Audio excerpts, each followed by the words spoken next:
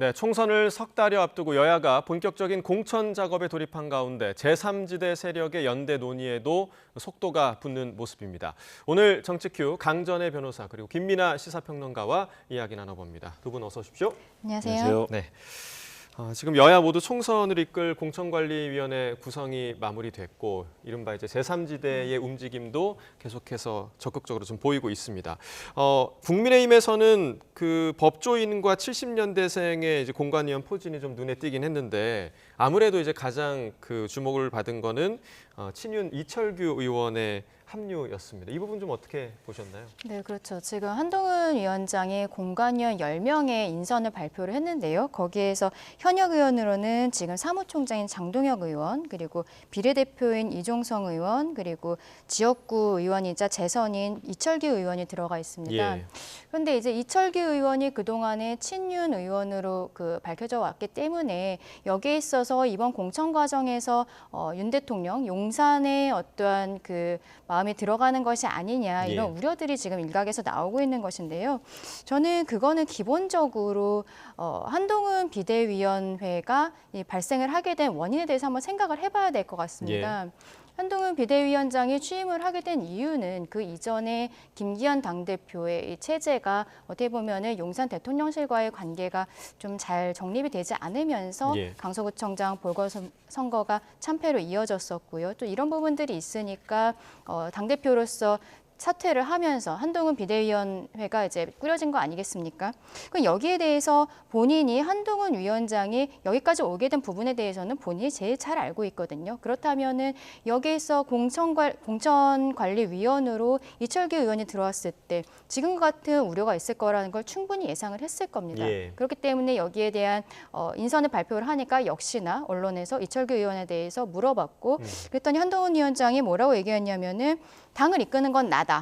정확하게 이야기를 했죠. 저는 이 부분이 굉장히 핵심이었다고 생각을 합니다.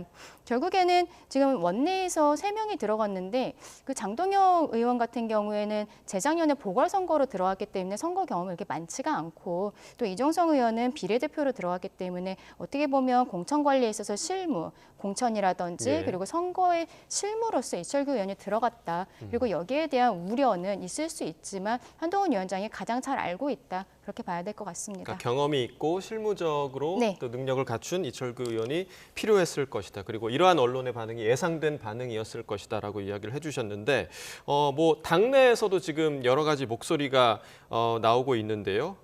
장해찬 전 최고위원이 또 이와 관련해서 이야기를 했더라고요. 한번 좀 들어보겠습니다.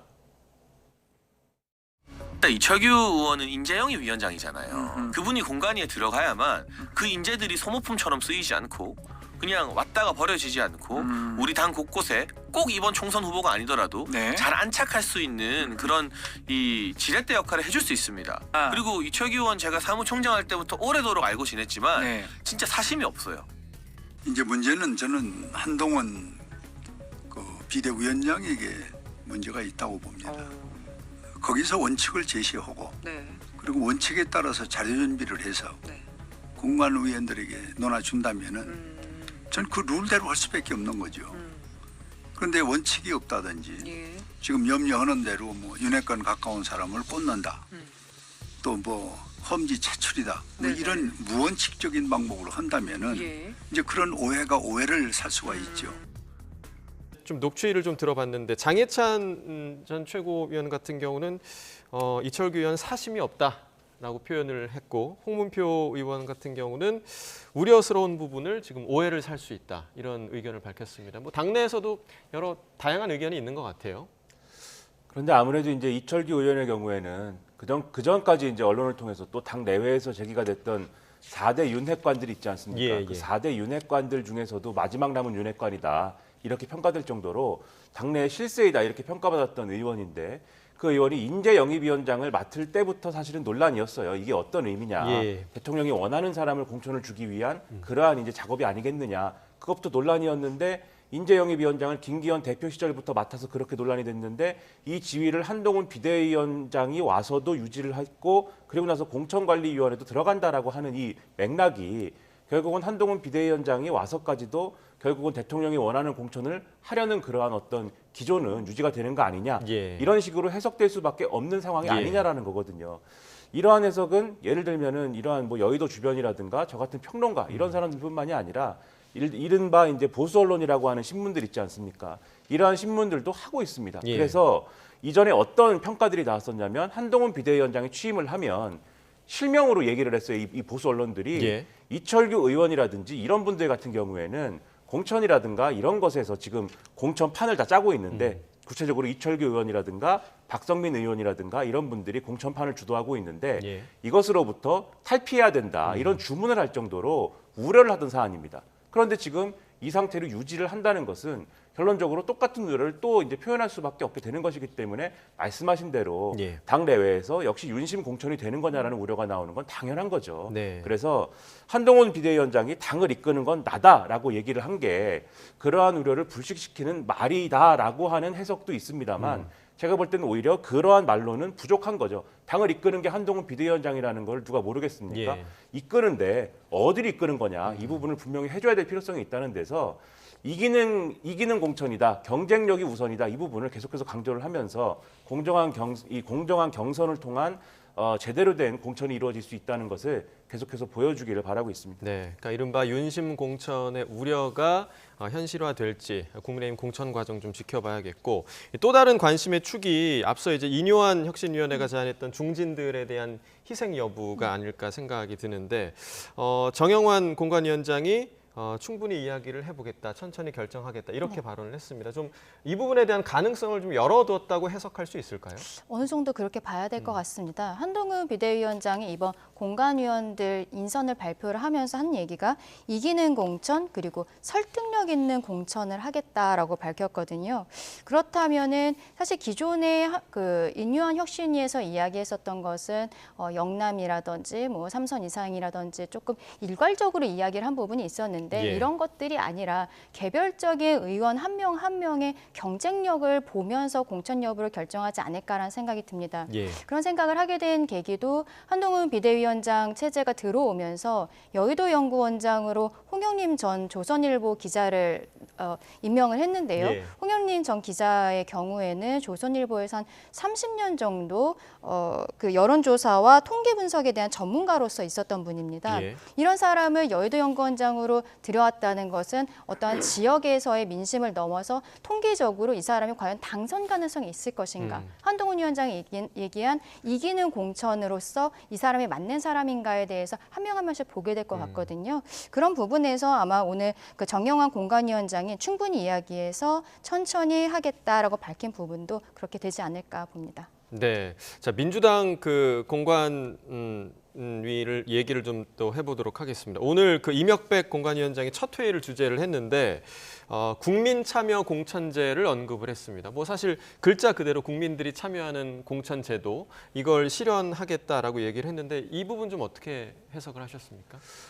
이게 국민 참여 공천제를 실현하겠다라는 말이 구체적으로 이제 어떤 내용인가를 우리가 봐야 판단이 가능한데 오늘은 그게 구체적으로 뭔지는 가르쳐주지 않았어요. 그렇기 때문에 구체적으로 이것을 논하기가 상당히 어려운데 예를 들면 지금 민주당의 공천 룰이라는 거는 당원 50%, 국민 여론 50%로 판단하게 돼 있는 그러한 룰을 기본으로 가지고 있지 않습니까?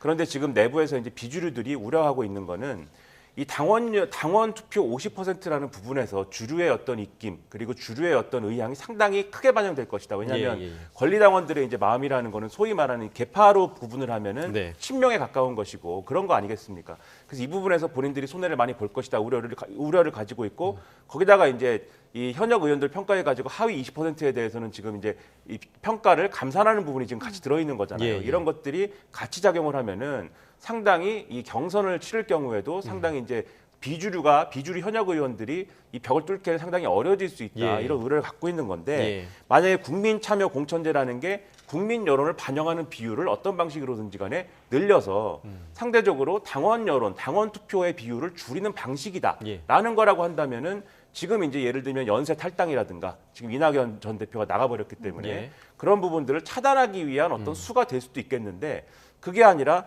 말은 이제 국민 참여 공천제라고 해서 그것을 방금 말씀드린 그러한 바를 연상하게 해놓고 그래서 공천 기준을 뭐 논하는 데에 국민 대표들이 일부 참여한다든가 하는 방식으로 예. 좀 사실은 실효성이 없는 이름만 이렇게 붙여놓고 그런 방식으로 하고 뒤에서 사실 이루어지는 이제 공천 룰의 실제적인 부분들은 기존과 비슷하게 간다고 하면은 그러면 이게 별로 이제 효과는 없을 거거든요. 네. 그래서 어느 쪽으로 가는 거냐 하는 것은 앞으로 지켜볼 필요가 있을 것으로 생각이 됩니다. 네, 그러니까 실효성이 있는 국민 참여가 될 수 있을지가 가장 중요한 포인트가 되겠네요. 실제로 당원 투표의 비중이 실제 줄어드는 거냐 예. 아니면은 포장지만 국민이 좀 참여하는 듯한 그러한 느낌만 주고 예. 당원 투표의 반영 비율은 그대로인 거냐를 앞으로 주목해 봐야 될 것 같습니다. 네, 이명백 위원장이 개파 배려 없다 뭐 이런 얘기도 했다는데요. 앞으로 좀 어떻게 진행될지 좀 봐야겠고요. 민주당 그 검증위에 또 검증 작업, 그러니까 공천 관련해서 검증 작업이 지금 완료가 됐습니다. 통과자 명단을 발표했는데 지금 재판 중인 의원들, 그렇죠. 예를 들면 노웅래 의원, 황운하 의원 그리고 이재명 대표 본인까지도 줄줄이 이제 출마 적격 판정을 받았습니다. 이 부분 좀 논란이 좀 되고 있죠. 네, 일단은 논란이 될 수밖에 없지만 저는 기본적으로 대한민국에서는 그 무죄 추정의 원칙이라는 것이 있거든요. 그렇기 때문에 이분들이 재판에 있어서 결정을 완전히 확정된 판결을 받은 것이 아니지 않습니까? 그렇게 보면 사실 조국 전 장관의 경우에도 지금 2심 재판이 진행 중이어서 확정 판결을 받은 상황이 아니라고 예. 봐야 될 것 같은데요. 그런 상황에서 민주당에서는 지금 너무 많아요. 재판 중인 의원들도 있지만 예. 또 그 송영길 전 대표로부터 그 전당대회 과정에서 돈 봉투를 받았다라고 예. 된 의원들도 지금 이미 명단이 검찰로부터 공개가 되어 있는 상황이지 않습니다. 근데 이분들은 아직 재판까지 넘어가지도 않은 상황인 것이죠. 예. 근데 이분들에 대해서도 이제 공천 과정에서의 그 공천이 되고 그다음에 만약에 또 당선이 됐을 때 지금 물론 재판 중인 의원들도 마찬가지입니다. 당선이 됐을 때 이후에 만약에 유죄 판결이 확정이 돼서 더 이상 의원직을 수행을 할 수가 없다든지 이렇게 됐을 때의 문제는 결국에는 이 공천 과정을 주도하고 있는 이재명 당대표와 그 당 지도부에서 져야 되는 정치적인 책임이라고 생각을 합니다. 여기에 물론 공천 과정에서 아까 말씀드린 것처럼 그런 무죄 추정의 원칙이라든지 이런 것들이 있어서 재판 중이라는 것만으로 감점을 하기가 사실은 쉽지는 않을 것 같아요. 예. 네, 그렇긴 하지만 여기에 대한 정치적인 책임은 반드시 언젠가 당 지도부로 돌아올 것이다. 그렇게 보입니다. 네, 그래서 이제 기준이 좀 모호하다 이런 네. 얘기가 좀 나오긴 했는데 고민정 의원 같은 경우는 오늘 한 라디오에서 지금 방금 변호사님이 말씀하셨듯이 워낙에 민주당의 재판 관련 이제 사안을 갖고 있는 분들이 많은데 이게 전부 다 정치적 목적의 그런 수사가 많지 않느냐 이런 얘기를 했거든요. 이 지금 검증의 결과에 대해서 좀 어떻게 보셨어요? 그런데 저는 예를 들면은 지금 이제 노웅래 의원의 그러한 어떤 불법 정치자금 예. 관련 문제라든가 이런 것까지 다 정치적 목적의 수사라고 할 수 있느냐. 그러니까 국회의원을 대상으로 한 수사는 무조건 다 정치적 목적이 있다고 볼 것이냐. 아니면은 과거 같으면은 이 과거에 이제 이재명 대표 이전에 민주당 같으면은 그러한 당원 당규에 보면은 기소만 되더라도 사실은 공천의 불이익을 주도록 하는 당원 당규가 있었단 말이죠. 예, 그렇기 예. 때문에 사실 그 이전에 어떤 당원 당규를 적용을 한다면 이런 분들의 상당수는 공천을 못 받을 수 있는 그러한 불이익을 받을 수 있는 그러한 상황이었을 거거든요. 그런데 이재명 대표를 향한 수사나 이런 것들이 계속해서 정치적인 목적이 있는 거 아니냐 이런 평가들을 계속 뭐 받는 상황이 되다 보니까 예. 그러한 당원 당규를 일부 수정을 하고 하면서 이 당직과 관련된 부분을 이제 좀 유지할 수 있도록 하면서 이런 부분들이 이제 나름대로의 할 말이 생기는 예. 이 공천 과정에 있어서도 이런 과정이 된 거여서 다른 쪽에서 볼 때는 이게 결국 이분들에게 정말 원리 원칙대로 이 기소가 된 것만으로도 공천에 불이익을 준다든지 뭐 이렇게 갔을 경우에는 예. 이재명 대표의 어떤 공천 여부에도 이게 영향을 줄 수가 있으니까 예. 당대표가 이재명 대표이기 때문에 그렇게 못하는 건 아니냐 이런 의심을 살 수도 있는 어떤 구조가 형성이 돼 있는 거란 말이에요. 그렇기 때문에 그러한 구조를 의식을 하다 보니까 이것을 좀 매끄럽게 논리를 만들기 위해서 이 모든 수사가 사실은 이 검찰 독재 정권의 정치적인 수사이기 때문에 그래서 이 부당한 수사를 받고 있는 거니까 공천에는 영향이 없어야 됩니다라는 예. 논리로 가고자 하는 건데 국민들이 과연 그렇게 이해를 할지 저는 좀 그것이 의문이에요. 국민들은 그렇다기보다는 일부 수사의 경우에는 좀 정치적인 어떤 그런 목적이 비쳐 보일 수도 있겠지만 예. 대부분이 다 그럴까 그렇게 보기는 어려울 거거든요. 그렇다고 하면은 국민들의 의사를 좀 반영해서 존중해서 국민의 시각으로 공천을 하는 것이 훨씬 더 지금의 민주당으로서는 필요한 거고 그렇게 해야 국민의 신뢰를 좀 회복할 수 있지 않을까 그러한 점을 반영한 이게 지금 적격 심사에서는 일부 반영이 안 된 부분들이 있는데 예. 그러한 부분들을 반영한 게 경선에서는 좀 나와야 된다고 보고 이게 정치 자금이라든가 그런 것들은 최소한 뭐 정치적 사건이지만 지금 논란이 되는 부분들 보면은 무슨 뭐 음주운전, 폭행 뭐 이런 것도 있는 거 아닙니까? 국민의 눈에 어떻게 보일까를 판단하는 그러한 경선이 이루어져야 될 것으로 생각이 됩니다. 네, 그러니까 모두가 정치적 목적이 아닐 수 있고 그리고 또 이번 결과가 이재명 대표의 사법 리스크를 좀 의식한 부분이 될 수도 있다라고 좀 해석을 해주셨습니다. 자, 이제 제3지대 상황도 좀 알아보겠습니다. 김용남 전 의원 오늘 국민의힘을 탈당해서 이준석 전 대표가 추진하는 가칭 개혁신당 합류를 선언을 했는데, 자, 김용남 전 의원이 윤 대통령의 후보 시절에 상임 공보특보로 활동을 했었습니다. 그런데 오늘 기자회견을 하면서 속았다, 윤 대통령에게 속았다, 그리고 눈물까지 보이는 그런 모습까지 보였습니다. 이준석 전 대표와 함께하게 된 것으로 오늘 아침에 언론에서 저도 보게 되었는데요. 어떻게 보면은 지금 김용남 전 의원은 윤석열 전 대선 후보 당시의 특보였지만 이준석 전 대표 같은 경우에는 그 윤석열 대통령을 만든 사람이었죠. 그렇기 때문에 지금 뭐 특보였었다라는 거에 대해서 그렇게 큰 비중을 둘 것은 아니라고 생각을 합니다. 김용남 전 의원의 경우에는 19대에서 이제 원내에서 의원을 했었고, 근데 그 이후에는 계속적으로 선거에서 좀 낙선을 하는 과정이 있었죠. 그러면서도 계속 본인이 있었던 지역구 수원에서 출마를 하겠다는 의지를 계속 밝히고 있었는데요. 아마도 이번에 그 탈당을 하면서 개혁신당 쪽으로 들어가게 된 이유는 지금 그 같은 지역구에 박문규 전 산업부 장관이 예비후보로 등록을 하면서 그 지역에서 출마를 준비하고 있기 때문이 아닌가 싶습니다. 결과적으로는 어떠한 그동안에 왜냐하면 김용남 전 의원이 이준석 대표에 대해서 좀 안티 이준석이라고 해야 될까요? 그렇게 좀 좋지 않은 모습들을 보여왔거든요, 서로 간에. 그랬는데 갑작스럽게 이렇게 어떠한 계기가 있었는지 모르겠습니다만 이준석 신당으로 합류를 하면서 윤석열 대통령에 대해서 뭐 실망했다라고 이야기하는 것은 본인이 이야기하는 어떠한 저는 변명밖에 되지 않는다라고 생각을 하고요. 만약에 본인이 정정당당하게 경쟁을 하겠다 생각했으면은 본인 지역구에서 뭐 그동안에 여러 차례 낙선을 하긴 했습니다만 계속 지역구를 다져오지 않았습니까? 그렇다면 거기에서 박문규 장관과 한번 제대로 붙어가지고 하는 모습을 보였으면 더 좋지 않았을까. 지금 나와서 이준석 신당으로 간다는 것이 어떠한 개혁의 의지를 보이는 것인지 저는 좀 의문스러운 부분이 있었습니다. 그러니까 공천 문제가 컸을 것이다라고 예상을 하시는 거죠. 그러니까 김용남 전 의원이 지금 변호사님 말씀해 주신 대로 반 이준석계였는데 이번에 이제 신당 참여한 거 어떻게 좀 해석을 하십니까? 본인의 생각과 마음이 어땠는지는 저는 잘 모르겠습니다. 그런데 말씀하신 대로 정치인에게 특히 이제 국회 입성을 노리는 사람에게 가장 중요한 거는 공천 여부에 대한 생각일 것이기 때문에 또 저는 고향이 수원이기 때문에 그러한 가능성이 상당히 크다고 생각을 합니다. 이 공천 문제가 컸을 것이다라고 생각을 하지만 뭐 넘겨짚기에는 개인의 또 결의가 어느 정도 수준일까 그것은 뭐 넘겨짚을 수만은 없는 것이기 때문에 모르겠으나 국민들 눈에는 적어도 그런 식으로 보이는 건 사실이에요. 너무나 태도가 이전까지의 태도가 좀 드라마틱하게 변한 것처럼 보이는 게 사실이기 때문에 그래서 그런 점들에 대해서는 상당히 좀 의문이 남고 또 이준석 전 대표의 경우에도 지금 이제 정강정책위원장을 맡고 있는데 개혁신당에 김용남 전 의원이 어쨌든 가세를 한 것은 지금 어쨌든 뭐 김용남 전 의원이 현역 의원도 아니고 여러모로 좀 이 뭐라고 해야 될까요? 몸값이라고 해야 될까요? 정책 위상이라고 해야 될까요? 그런 게 상당히 뭐 높은 어떤 그러한 분은 아니지만 어쨌든 누구라도 와서 가세해주면 고마운 거 아니겠습니까? 그것의 표현을 천하용인의 시즌2다라고 하는 것까지는 이해를 합니다. 김용남의 공교롭게 용이니까. 또 용이 들어가더라고요. 그렇죠. 그렇게 하는 것까지 이해를 하는데 김용태 전 최고와 함께하는 그 그림하고 또 김용남 전 의원이 함께하는 그림은 또 느낌이 다른 거거든요. 그건 다소간에 이제 또 그렇게 뭐 이준석 전 대표가 말을 만들어서까지 또 환호하고 환영해 줄 만한 뭐 그런 그림일까? 국민들이 볼 때는 이해관계가 좀 맞아서 윈윈인 그림이어서 다소 이렇게 좀 된 거 아니냐라는 싶은 그런 생각이 있는 건데 앞으로 펼쳐질 그림의 예고편 같은 것 같아요.